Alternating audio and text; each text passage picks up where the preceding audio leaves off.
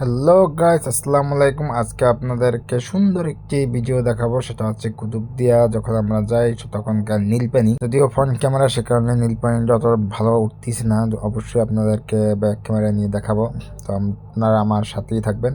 এই দেখতে পারতেছেন খুবই সুন্দর নীলপানি, যেটা দেখার জন্য হাজার পর্যটক টাকা খরচ করে সাগর পাড়ে আসে দেখতে। কিন্তু আমরা তো নাবিক, এখানেই আমাদের বর্তমানে বসবাস, এখানেই আমাদের কর্মজীবন, এখানেই আমরা থাকি। তো প্রায় সময় আমরা সমুদ্রে আসি এবং বিভিন্ন ধরনের সৌন্দর্য উপভোগ করি। অথবা আপনারা এগুলা টাকা দিয়ে দেখতে আসেন মাসে, বছরে বা এরকম সময়। যদিও শীতের সময় নীল পানিটা একটু বেশিই দেখা যায়। তো বর্তমানে সাগরের নীল পানিটা দেখতে খুবই ভালো লাগে আমার কাছে।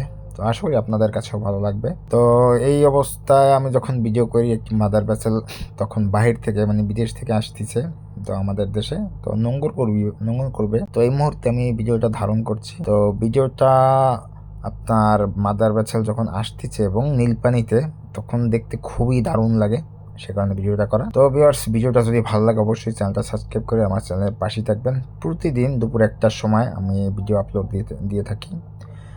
বিভিন্ন ধরনের ভিডিও দিয়ে থাকি, অথবা বর্তমানে বেশিরভাগ ভিডিও দিতে আসি জাহাজের, তো নদীর এবং জাহাজের।